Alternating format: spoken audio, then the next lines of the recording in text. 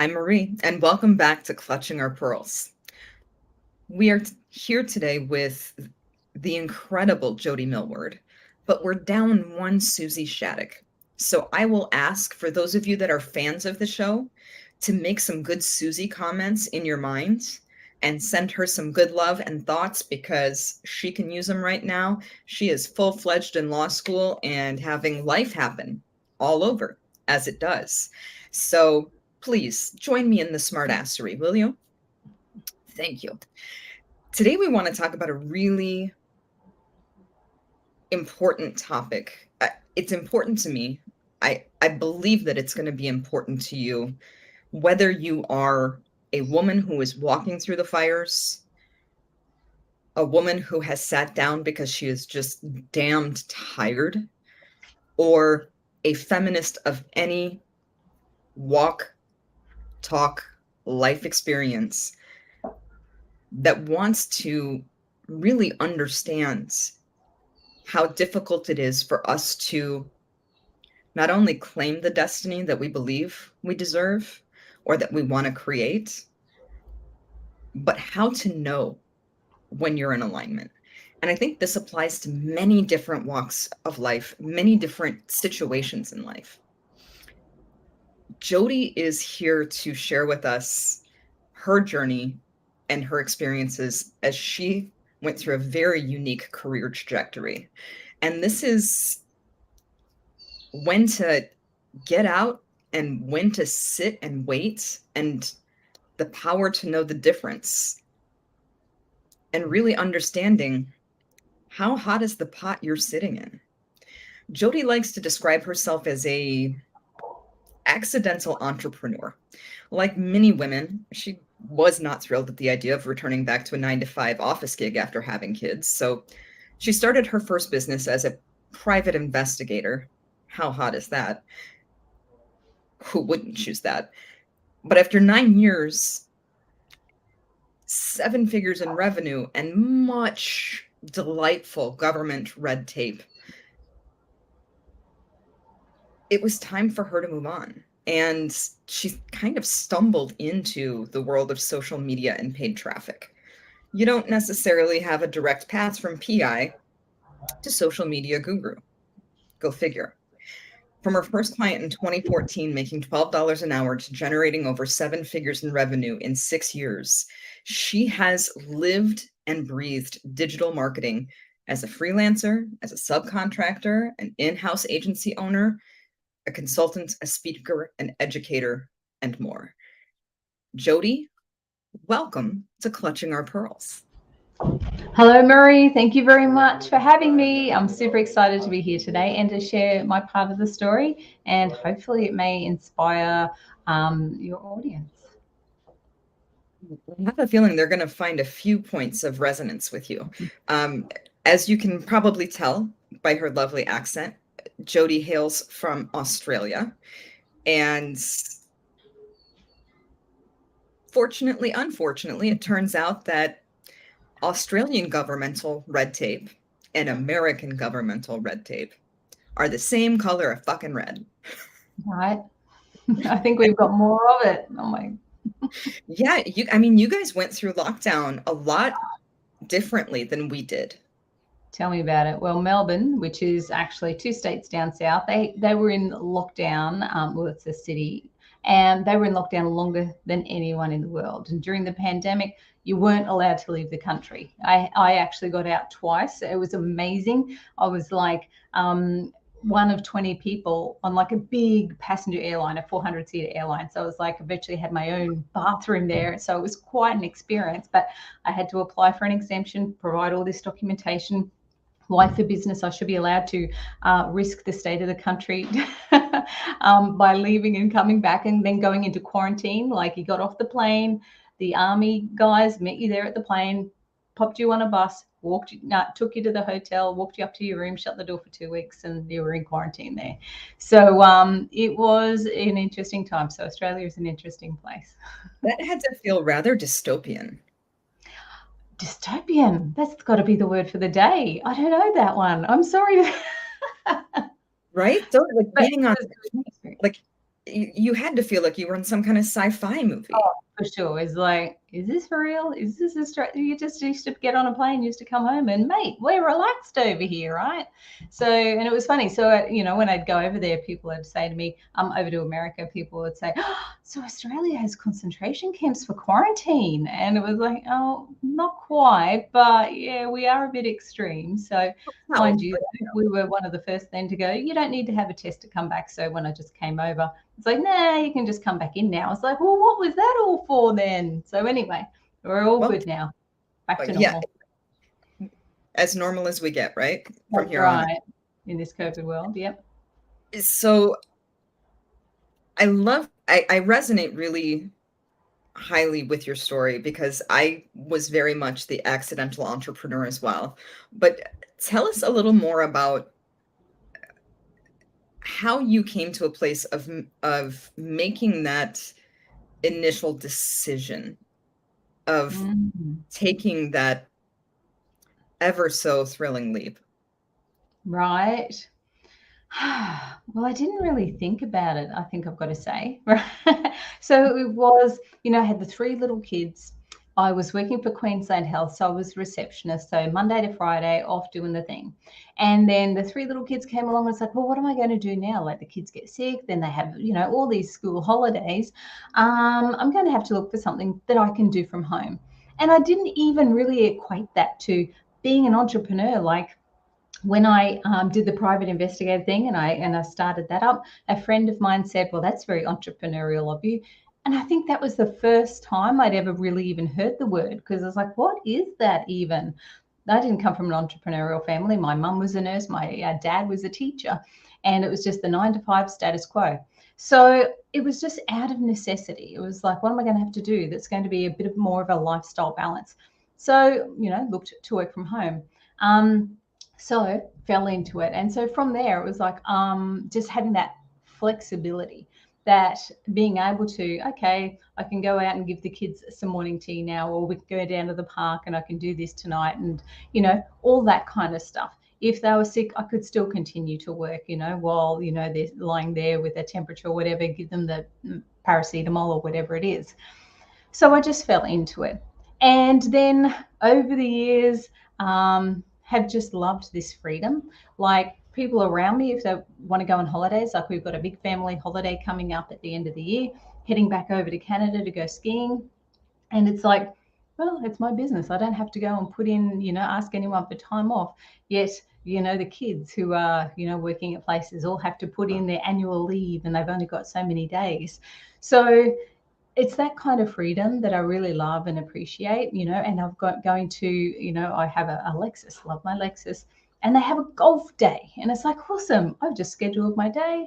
Team's going to look after things and I can go off and, I don't play golf, but it's a fun kind of day, right?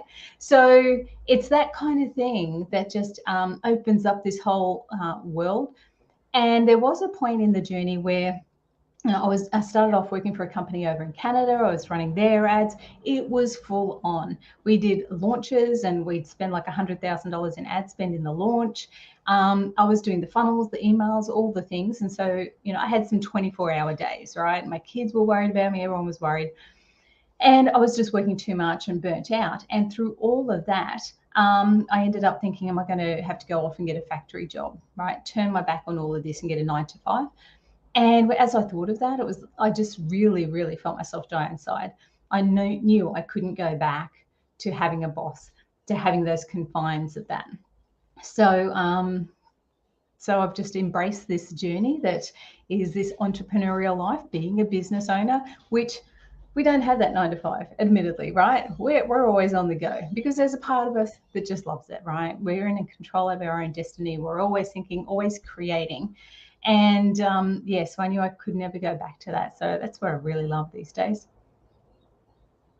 And so I think one of the questions, and I'll share a little bit about my entrepreneurial journey as we go along, but one of the questions that I think scares most people is, how do I know when I'm ready? Whether it's financially or emotionally, or like, do you just wait for a level of fed up Mm.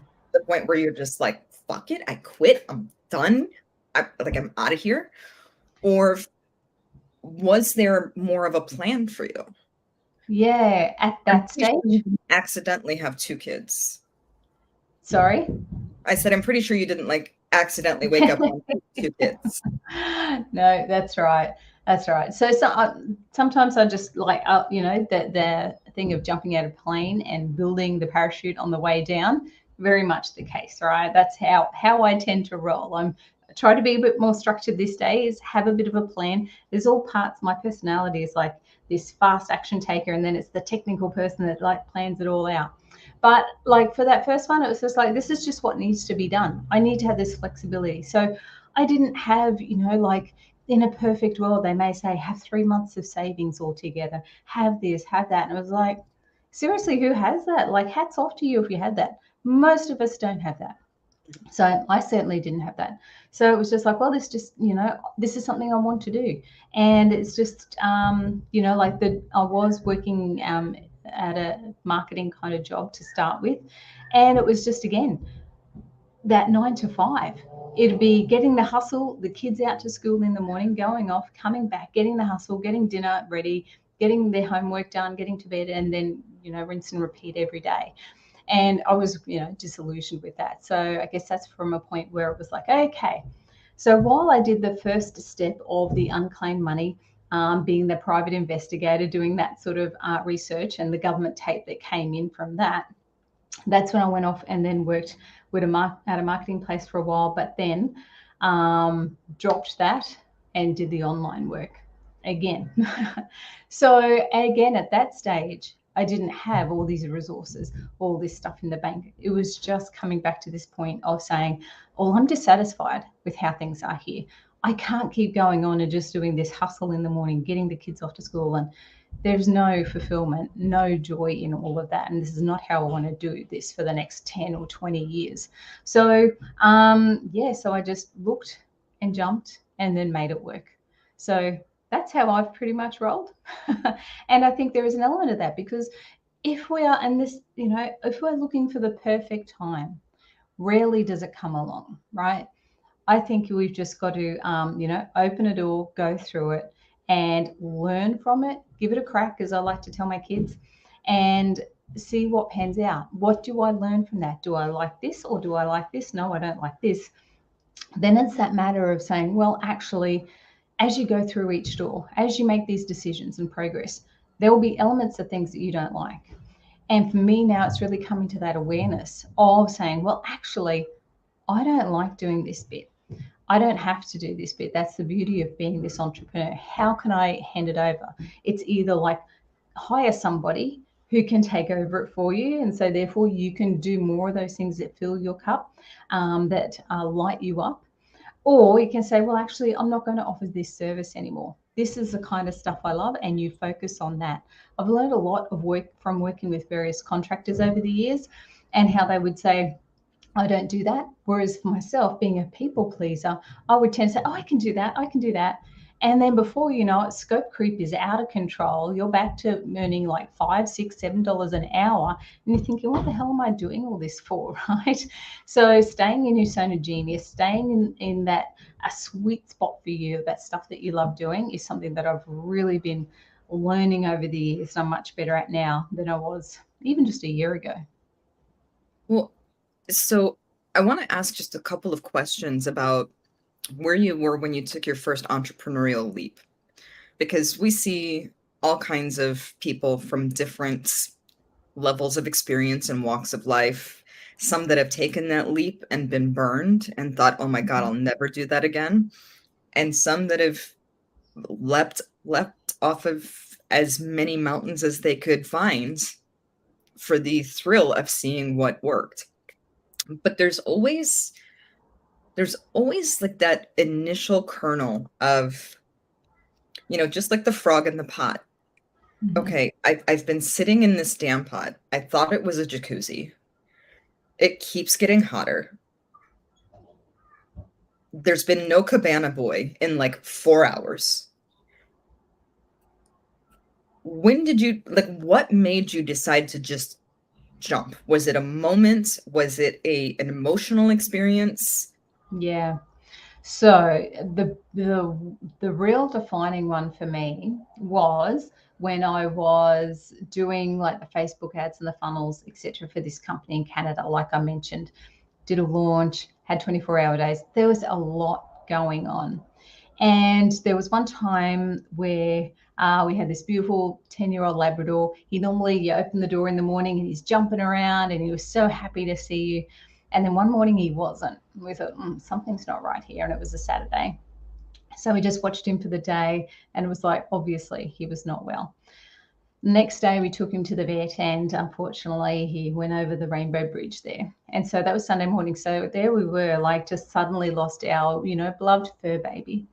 And my client in Canada, Saturday night for them, Sunday morning for me, was like, we need to get on a call to discuss XYZ. So just hours ago, having our dog put to sleep, to then, okay, here we are on a Zoom call on a Saturday as well, on a Sunday as well. It was like that was a pivotal point for me to go, this is not balance. This is not how I want to be living. I do not want to be stressing over the weekend about things. I don't want to be stressing about this and that.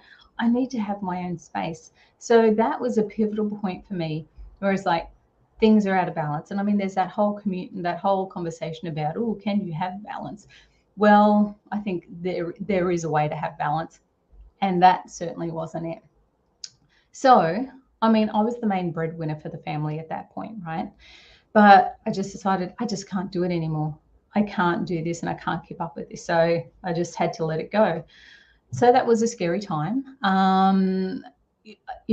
We had to dive into a lot of savings, like virtually tapped them all out over 3 to 6 months because I was like burnt out. I really wasn't even at a place where it was like, I want to go and, hustle and get more clients on board. I just needed to rest. And like talking to some of my colleagues with the ad management clients that they had, I'd say, how many hours a month do you work on this kind of client? They'd say, 6 hours a month. And I went, man, I'm in the wrong niche. Like working with these course creators and such, I'd spend like 6 hours a day on their campaigns. So I was like, what am I doing wrong? So I just needed to regroup a bit. And then even when I started trying to get some lead generation, I was still wondering, do I want this? Do I want to go back to this? Or do I just go and get that factory job that's $20 an hour and turn my back on all of this? And someone said to me, well, maybe you should go get the factory job just to keep the lights on. But again, that's where I just felt myself die inside. So it was about 3 months before I was able to actually go, okay, this is it. This is what I'm going to do. I'm getting back on the horse, and away we go. And we were back up to $30,000 months, within the month or so. But when we had to say goodbye to our dog Rocky and all of that happened, it wasn't the perfect time, right? It was not the perfect time to be, saying, sorry, I can't work with you anymore. Because like I said, I was the breadwinner, but I just had to look after myself, number one. Yeah. And, I think that there is a common misperception about female entrepreneurs that we have the luxury of starting businesses because we have partners. Yeah. Well, that's bullshit. And we can just call that for what it is, because I started my first company at 22 and worked 3 jobs, making, like, I had my medical spa, I had my belly dancing agency, and then I had taken on the mantle of executive director for a women's networking organization. And it was more natural to me because I had always been on the hustle. Mm-hmm. I started working at 10, started putting money into the family at like 12, was living semi-independently at 15, and out on my own by 17. So I was used to working all the way through the day, and it felt uncomfortable for me to not do that. And so I found myself in many scenarios where I would be working at a 9 to 5, and either my brain was going so fast that I was getting frustrated having to slow down and wait for other people to catch up, Yeah. or I was outselling the entire sales team as a secretary, and I'd have to go in and fight for 1% commission. That didn't work real well for me. Yeah. And I wasn't diagnosed with ADD until I was in my mid-30s. But it was that constant need to have problems to solve, to have a variety of things to be able to work at and chew at. But it was just me. There, I moved out to Chicago with $200 and a Saturn. Let me tell you how long a Saturn lasts. Not very long. So I love that you stated that you were the breadwinner. And so a lot of that cushion that people either naturally assume that we have or have convinced themselves that we have was not part of your reality. Not at No. all. No. And as you were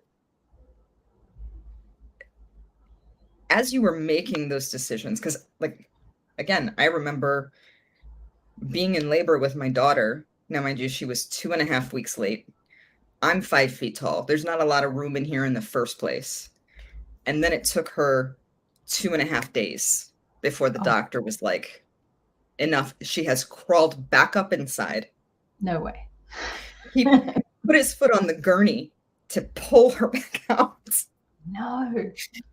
And here I was closing business 12 hours before because I had to. Yeah. And 2 weeks after she was born, her father quit his job. Oh, wow. Wow. There goes insurance. There was no maternity leave. Yeah. She went to her first board meeting at 2.5 weeks. Yeah. That's just what we did. And so there is kind of this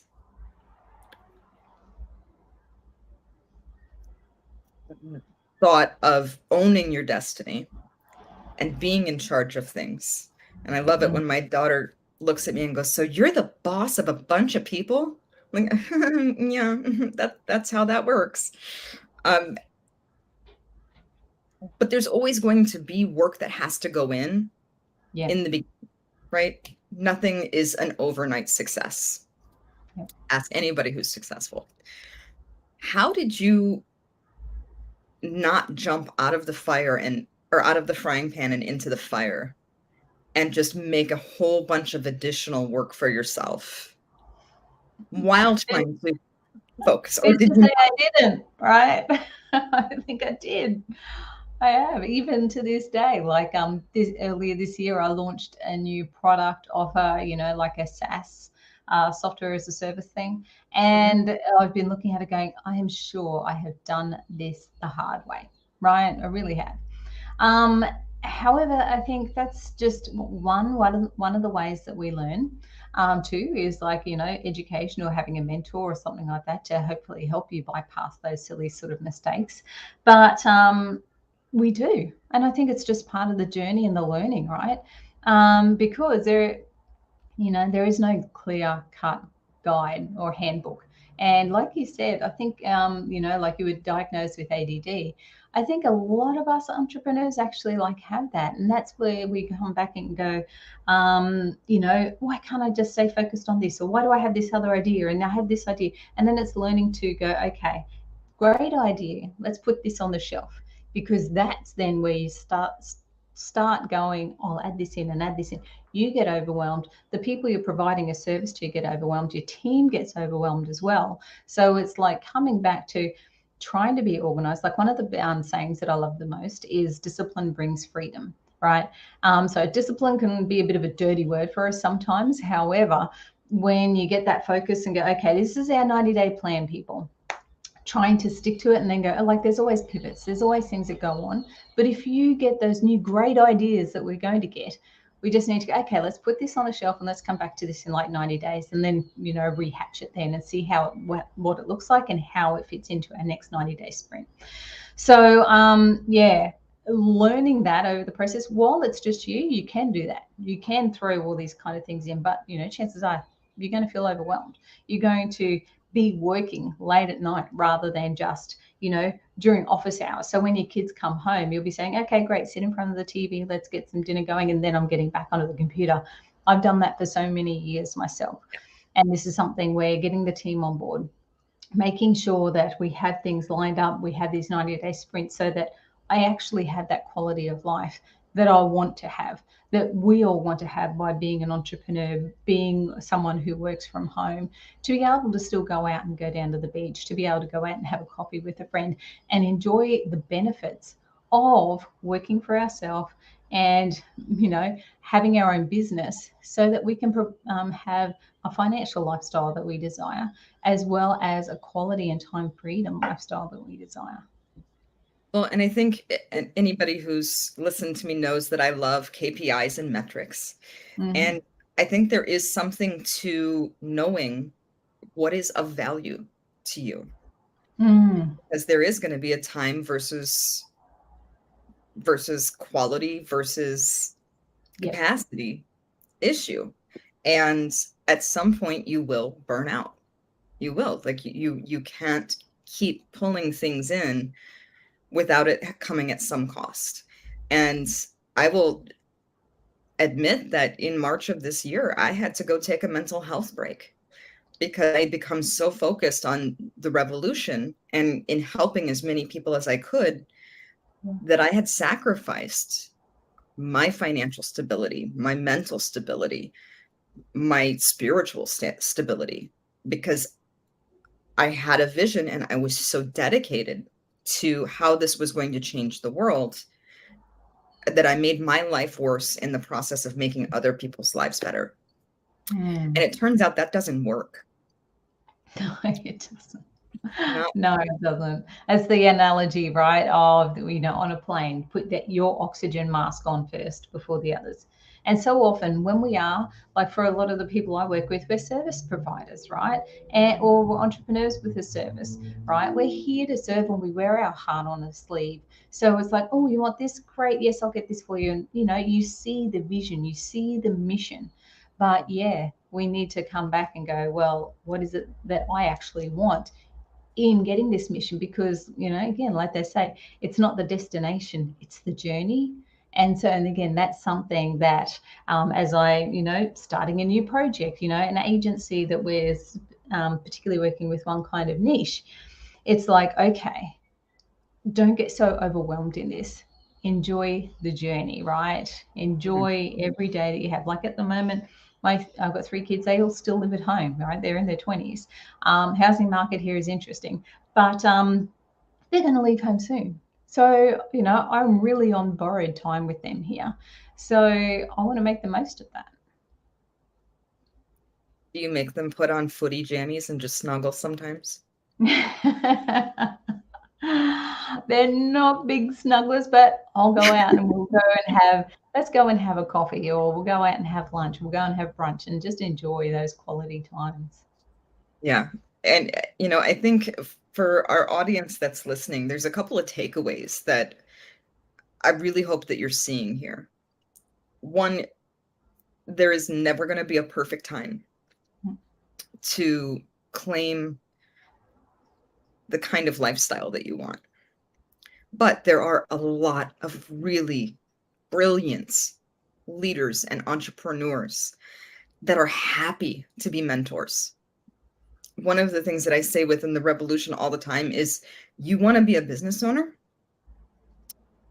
Try not to get a visual, but I will open the kimono. I will show you everything about what it takes to be a business owner and what the pitfalls are and where to avoid some of those, and give you an opportunity to try out a few different things, because you may start something and be like, holy crap, this sucks. That's allowed. Somehow we started insisting that our children at 15, 16 years old know exactly what they wanted to be in this world and invest $200,000-$300,000 into said degree or education, which to me is still pure insanity. But you don't have to know exactly where you're going to end up to start the journey. I think it was MLK that said, You can drive from New York to California at night with no streetlights. As long as you've got your headlights on and you can see that next 200 feet, sometimes that's all you need. But I'm going to say the other thing that you need is some really badass business friends riding shotgun. Those folks that are going to pick up the phone that you can call and scream it out to and get back to it, so that you don't do the mental gymnastics that can come with entrepreneurialism, because you're always going to second guess yourself. You second guess yourself as a parent, you second guess yourself as a partner, a spouse.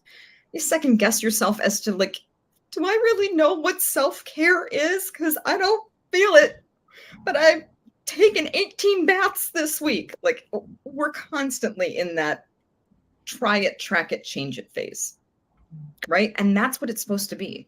It's supposed to be a journey of trying, tracking, and changing the metrics of what makes you happy. What is valuable to you?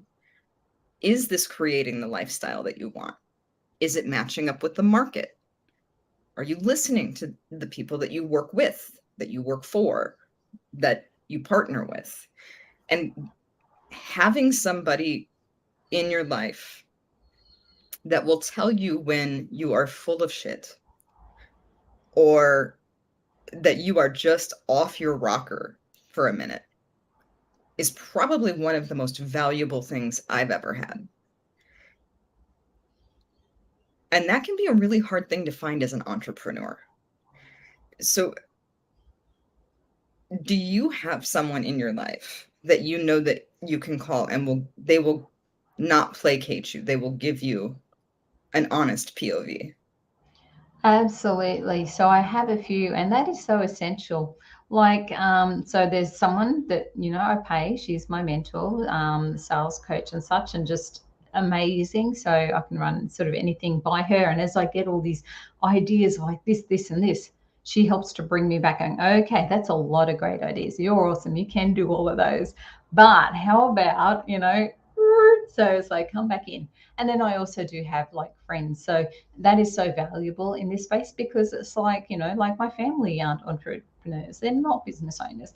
They don't, understand, when I talk about Facebook ads, they go, what?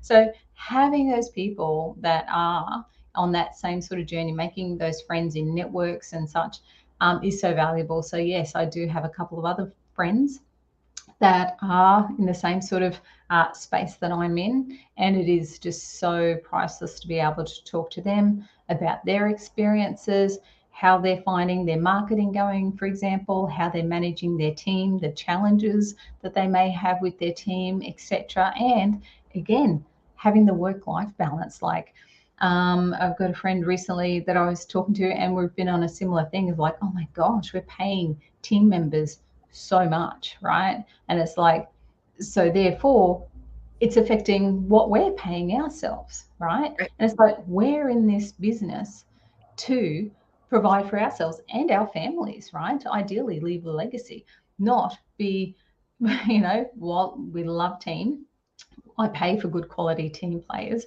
But it's like, well, there's a point where it's like, well, actually, this is making things not viable for me. I'd be better off going off and working somewhere else. So making those tough decisions, those tough calls to let people go, reduce their hours, whatever it may be, so that, I'm being rewarded for all the sacrifice, the hard effort and everything that I put in. And then therefore it also, I'm building up generational wealth for the family. So having people to talk to go through all of that, because man, it's a hard thing to get rid of team members, right? Because they may be great and you may really love them, appreciate them, work with them for a couple of years, but they're seasons and journeys. And so having people that go, yeah, man, I know how this feels. This does really suck. This is what I was able to do, or this is the conversation or the words that I had, and this is how this experience went, is just so valuable. Yeah. And I think one of the things that I really noticed towards the beginning of the pandemic is I had been through several major life tragedies, and I realized that I was showing up to events and engagements where everybody was wearing a mask, and I was not comfortable in my own mask anymore. Mhm. When you would ask somebody how they are, it was a pat answer. Yeah. But then they would want you to share with them, how's your grief? Do you miss your husband? Do you Mm. miss your best friend? Yes, of course I do. Like, what's the matter with you? Right. I'm Yeah. not here for, like, I'm willing to share those things, but when you turn around and say, everything's great, I'm making more money than ever, I'm so prosperous, Mm. I just want to punch you in the throat. Yeah, right. I Yeah. would rather have 2 minutes of authenticity than an entire relationship of bullshit, because Yeah. it doesn't get us anywhere. And the value in having people reflect you back to you when not all the pieces are beautiful Mm. truly means that you have found people that love you enough, Yep, right? absolutely. And listen, there's going to be mistakes along the way. There's going to be stuff that happens like, oh, you had a good thing going, and then the entire world went to shit. And you're like, oh, cool. I still have people to feed and a new market to figure out. And I'm terrified. And if you don't have somebody that you can say that to, you got to take a breath. One of the things that I have found incredibly valuable is you said it was a mentor or a coach that you work with. I have an integrator that I work with, and she's great at saying, Marie, yes, but maybe like this much instead, right? And so I love the idea of 90-day sprints. I think that's beautiful and brilliant and a great way to, like, I always say that I've got hamsters in my head doing a kick line most of the time. It's a great way to calm down some of the hamsters and be like, nope, we're going to bring it right back here. You can play with that later. The toy is not gone. And very rarely in the business world are you going to be so far behind a curve that if you really want to integrate that you can't. But have someone or have a process that'll help you put metrics around it so that the ooh shiny syndrome doesn't become your brand. You can't be everything to everyone. And the minute you meet someone that tells you that they can do that, spit in their eye and run, because they're full of it, right? We can guarantee that you're going to make X amount of dollars in marketing, or, you know, we serve every industry indiscriminately from 0 to 10 million. No, you don't. Not well, at least, right? So it's not even necessarily niching down that far. It's being honest with yourself after you've had a little bit of time in the ring, right? And saying, okay, these are the kinds of fights that I like to fight because there's an exhilaration there. And I want to make no bones about this. For those of you that are wildly risk averse, there are forms of entrepreneurialism that are slightly more steady, slightly more stable. If you are a John Oliver fan, um, and watched Last Week Tonight, he has a great segment about Subway, which is one of the world's largest franchisors. But Subway has a low upfront, very high back end. Oh, I want a high back end. We're talking about something different. Um, but it's also, they also don't say that they will never commit to not opening a Subway right next door to you, so that you could have gone and built up a market, and they will cannibalize it without a second thought, and often do so with their own owned stores. And you have to be over a certain amount of profit in order to be able to sell. If you're making that much profit, chances are you don't want to sell. So there is a path that you can take that might be different, might be more vetted, but there's still risk. Your job as an entrepreneur or a budding entrepreneur or a totally terrified, "Oh God, what have I done?" entrepreneur is to really test the water around you and say, "Okay, am is what is inside of me so compelling, or is the need to change my life so urgent that I'm willing to take a risk?" And then you've gotta let the data play out and be attuned to those business friends that will help you see things that you can't see, to the data and the metrics that you should be analyzing, your key performance indicators, your ROI, the numbers that are not, and Jody, you'll resonate with this, they're not vanity metrics. Nobody cares how many likes your social media post gets if it doesn't bring in any money. You've got to be focused on making enough to pay yourself and hopefully. Absolutely. And so if you were to leave this new world of people that have shuffled loose their corporate coil with one piece of advice, what would you leave them with? Ooh, that's a great question. I would say,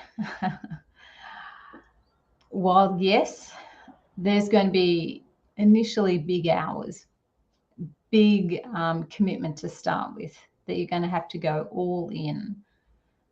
Don't get lost in there and make that the norm. Have a plan of when you want things to progress and evolve, when you want to get extra team members on board, so that you might say, okay, it's going to be I'm planning on a 12-month commitment where it is going to be a lot of hours and a lot of involvement, a lot of me in there. But I'm not going to get lost in there and go down that black hole that it doesn't just turn out like this for years and years and years to come. So you have those KPIs, you have the goals, you're working towards them each day, so that in a year's time or whenever you've benchmarked, you're going, great, I'm on track, I'm at this stage, I'm going to get some more team members on board, or I'm at a place where I can make these changes so that I can start getting a bit of my time back, and also whether it is a financial goal there as well, so that you've not just left your corporate gig, that thing that was exhausting you, your 9 to 5 plus your travel time, and you haven't replaced it with a lifestyle that's paying the same, maybe even less, when you look at what your hourly rate is, if you're working nights, if you're working weekends. So have that vision. Acknowledge that it's going to take a bit of work to get started, but you have goals in place. You have a plan in place to be able to increase what it is that you're paying yourself, while also buying your time back by hiring team members on board. So just don't get stuck in that continual, I've got to keep working hustle. Yeah, that takes you right out of one boiling pot Yeah, and into another. absolutely. It might feel a little cool and fantastic when you first slip into it, but You boy, don't it want to gets fast. Yeah. And just to tag on to that, I would say know the value of your metrics. say. If what you desire is a different kind of lifestyle, a better relationship with your partner, a better relationship and more time with your kids, put a value to it. And I know that that sounds curt and cold, but putting a metric to it allows you to measure it. So just like when my daughter told me that she was really angry and she wanted to beat something up, and I said, "Cool, like you've got stuffies you haven't touched for years. Have at it. You want some scissors? Take Pokey little puppy and go to town." I made her sit down and measure what her stress and anxiety was before and what it was after. Mhm. She's 9. She was 9 at the time. And I said, "Okay, did you see an improvement? Was this valuable to you?" She goes, "No, It didn't make me feel any better. So great. Tomorrow we're going to try something else. And that got her into tapping and doing EFT tapping when she was in stressful situations, which she immediately said, Mommy, I see this, this, and this change. If she can do that, you can do that. It's not cold. It's not unemotional. It simply is going to give you data, and data informs choices. And right now, we all have choices to make. Dana, I'm sorry. I was thinking about the other stuffy. There were several stuffies that got lost that day. Um, Jody, I want to thank you so much for not only sharing your story, but not sugarcoating this entrepreneurial dream. It is hard, and that's okay. And it is rewarding, and that's okay. And it doesn't have to be rewarding in anybody else's world but our own. What I would like to leave our audience with today is a very simple next step. Take a few minutes this week to really look at the things that you value.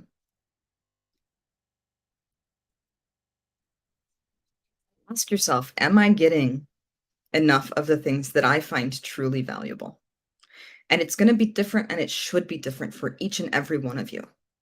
Some people value having massive financial success. Some value being able to travel the world. Some value time with their family or their spouse or without anybody in the room at all.